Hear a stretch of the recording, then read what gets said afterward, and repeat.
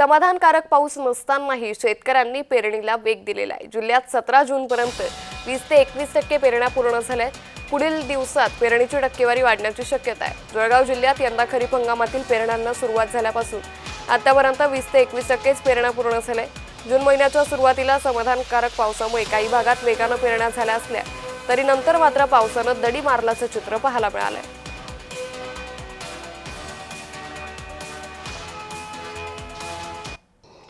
पेरणी करताय आम्ही, वरून पाण्याचं शक्यता आहे, त्याच्याकडून पेरताय, सगळे लोक पेर राहिले तर आम्ही बी पेरताय।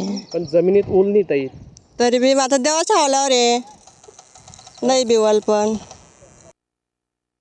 आता देवाच्या आशेवर आहे। देव पाऊस पडणारच आहे, वातावरण बरं दिसतंय यंदा आज। मात्र सध्या जमिनीत तसा पाहिजे तसा ओलावा नाही तरी पेरणी करतायत। हो, सगळेजण पेरणी चालू कर दिली आहे, तर आपण बी चालू कर दिली। अच्छा, काय लावता आहेत? उडीद। कसं काम चालू आहे आता शेतीचं काम चांगलं चालू आहे।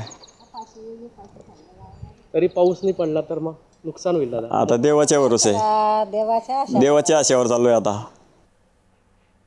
तर याचाच आढावा घेतलाय आमचे प्रतिनिधी जुगल पाटील यांनी।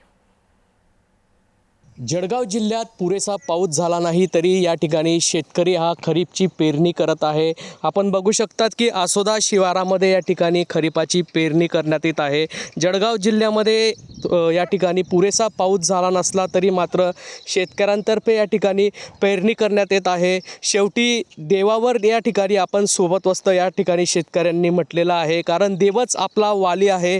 जर बघितलं जरी पुरेसा पाऊस नसला तरी या ठिकाणी खरीपाची पेरणी या ठिकाणी करण्यात येत आहे। आसोदा शिवारामध्ये शेतीच्या कामांना सुरुवात झालेली आहे। या ठिकाणी शेतकरी कापूस असेल, त्याचप्रमाणे उडीद असतील, त्याची लागवड या ठिकाणी करताना दिसून येत आहे।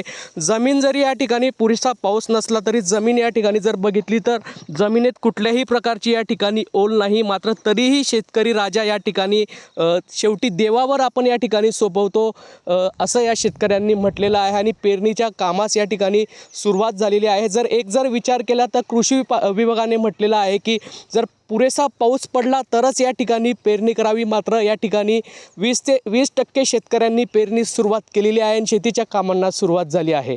जुगल पाटील, जय महाराष्ट्र न्यूज, जळगाव।